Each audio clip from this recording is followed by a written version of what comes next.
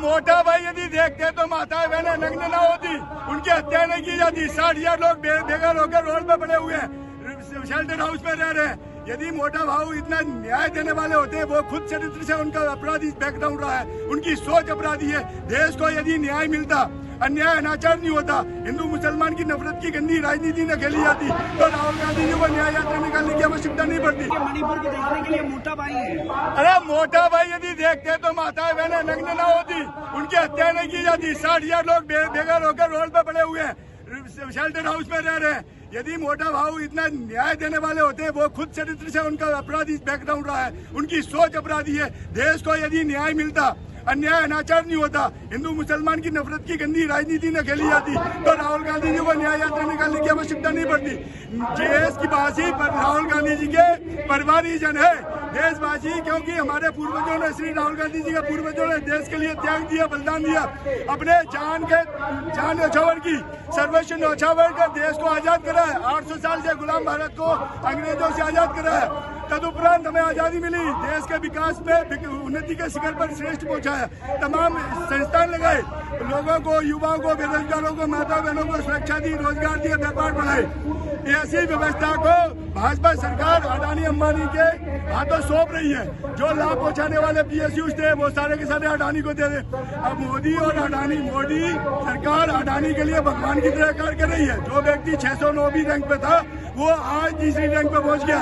ये अप्रत्याशित सा परिवर्तन सिर्फ मोदी जी द्वारा ही संभव हो चुका है अडानी के लिए। जबकि देश में पहले 20 करोड़ लोगों को राशन मिलता था, आज देश में ये हालत है कि 140 करोड़ की जनता में 80 करोड़ लोगों को 5 किलो राशन की आवश्यकता पड़ रही है। गरीबी रेखा से नीचे है देश, भयंकर विसंगतियों से जूझ रहा है। युवा बेरोजगार है, रोजगार के नाम पर रोज जुमले फेंके जा रहे हैं। पेपर लीक कराकर वो पेपर को और ज्यादा एक्सटेंड किया जा रहा है कि भाई नियुक्तियां दे ही नहीं सकते, पेपर लीक हो गया, जबकि सारा खाका, सारा तामझाम मोदी सरकार का है।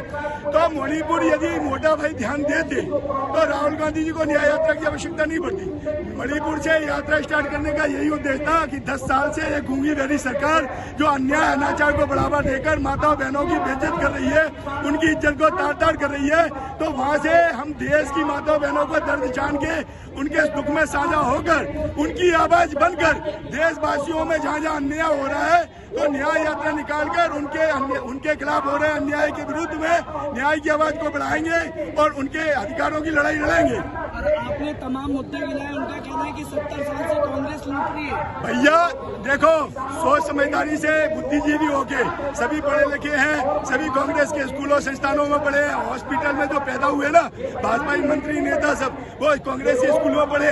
ये सारी रोड बनी है ना, ये कांग्रेस के संस्थान में बनी है। ये बिल्डिंग इसको देख लीजिए, बनी है ना, कांग्रेस के राज में बनी है। ये ब्रिज बना ना, सब कांग्रेस के राज में बना है। बीजेपी का सिर्फ नेम प्लेट चिपकाने का खाका है। अब आप आते हैं विकास की जगह पे। 70 साल में जहाँ देशवासियों को अनाज उपलब्ध नहीं होता था, वहाँ हरित क्रांति, दूध क्रांति और भी तमाम तरह की, कंप्यूटर क्रांति, तमाम तरह की क्रांति लाकर, नए संस्थान लाकर, विदेशों से मल्टीनेशनल कंपनियों को लाकर लोगों में उद्योग धंधा बढ़ाया, व्यापार बढ़ाया। अब दूसरी बात आती है, जब देश में ऐसी भयावह स्थिति हो आजादी के बाद कि यहाँ लोगों को खाने के लिए निवाला न मिलता हो, वहाँ पर देश को विश्व स्तर में विकास के शिखर पर श्रेष्ठ पहुँचाना, ऐसी उपलब्धि सिर्फ कांग्रेस में ही संभव हुई थी।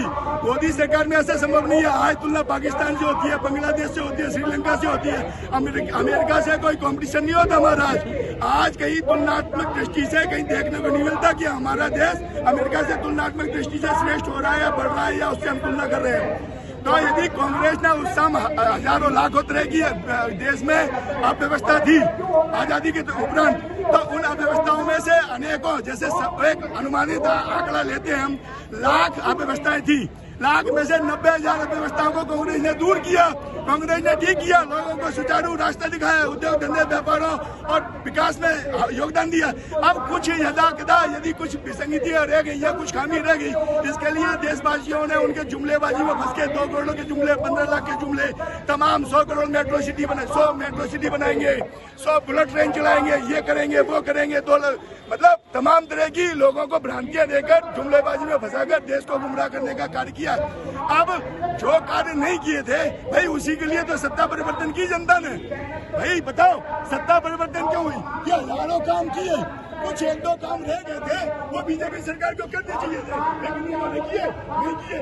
अभी तो ये विडंबना हो रही है देश की, क्योंकि कांग्रेस होती तो नियमितता बनी रहती और देश आज विश्व गुरु के नाम से जाना जाता और विश्व में प्रथम स्थान प्राप्त करता। आप विश्व गुरु की बात कर रहे हैं, मोदी जी का तो कहना है कि विदेशों में डंका बज रहा है, यूएई में मंदिर बनवा दिया उन्होंने। शाबाश, विश्व गुरु का डंका बज रहा है। अरे भाई, तुम्हारे गांव का सरपंच यदि दिल्ली चला जाएगा तो सरपंच की जवाबदारी बनती है कि पहले अपने गांव की समुचित योजनाओं को लागू करे, ग्रामवासियों का ध्यान दे, उनकी योजना सुचारू चले, उन पहलुओं पर ध्यान देकर उनके अपनी जिम्मेवारी का निर्वहन करे। अब दिल्ली यदि सरपंच जाएगा तो तुम्हारे गांव से कुछ लोग दिल्ली नौकरी करने भी जाएंगे। भाई, नौकरी करने जाएंगे तो जब सरपंच को देखेंगे तो सरपंच भी लालायत होगा कि उनके साथ मेरा फोटो हो जाए, और वहां गए आपके क्षेत्र के लोग भी लालायत होंगे कि भाई हमारे यहाँ का सरपंच आए, चलो फोटो खिंचा लो। तो इस तरह से यदि वहाँ पर भीड़ इकट्ठा हो जाती है, कुछ एनआरआई वहाँ मिल जाते हैं आपको, और कुछ पैसों से यदि आप भीड़ इकट्ठा कर लेते हैं तो 100-500 की भीड़ यदि मोदी जय जयकार करती है तो इसको डंका पीटना नहीं कहते, इसको कहते हैं मीडिया मैनेजमेंट। देश की जनता को गुमराह करने के लिए फेंका गया जाल। इस बात को सत्यता से जान लें। यदि डंका पीटता तो डंका पीटता मल्टीनेशनल कंपनियां आती अपने भारत में, युवा को रोजगार देती, यहाँ पर भारतीय कंपनियां अपना विस्तार करती और इसमें युवा को रोजगार देती, तब डंका माना जाता। विदेशी कंपनियों में अंग्रेजों का समुदाय होता, विशाल समुदाय, वहाँ पर उद्योग धंधों की आयात निर्यात की नई नई नीतियों पर विचार होता, तब माना जाता कि डंका पिट रहा है। कहते हैं ना कि जनता की मेहनत की गाढ़ी कमाई को मोदी सरकार सिर्फ अपना चेहरा चमकाने के लिए और अडानी ऐसे मित्र के लिए उद्योग धंधे विदेशों से खींचने के लिए कार्य कर रही है। जैसा कि मैंने पहले बताया आपको कि 609 भी रैंक से तीसरी रैंक पर पहुंचने वाला अडानी, ये सिर्फ मोदी ने उसके लिए भगवान की तरह काम किया है। देश के लिए तो इससे ज्यादा देश के लिए बेकार और कह सकते हैं ना, देश को गर्त में पहुंचाने वाला प्रधानमंत्री महाजुमलेबाज और झूठा इंसान आज तक न हुआ है और यहाँ तक संभावित है भविष्य में कभी नहीं होगा। क्या लगता है कि देश के प्रधानमंत्री जुमलेबाजी करते हैं? मैं एक बात बोलूंगा भाई, भिवंडी में राशन भी सब मिलता था, सब मिलता था। जब से ये आई है, जब से सब बंद हो गया। क्या मिलता था? राशन भी सब मिलता था। वो तो राशन का डंका पीट रहे के पूरे मुफ्त राशन दे दिया 140। दे रहे हैं अपने भाई, यदि देश में राशन दे रहे हो तो पहले तो 2 बिंदु आते हैं कि 2 करोड़ 20 करोड़ लोगों के जो गरीब थे आज बढ़ के उनकी संख्या 80 करोड़ हो रही है। देश भयावह गर्त में जा रहा है।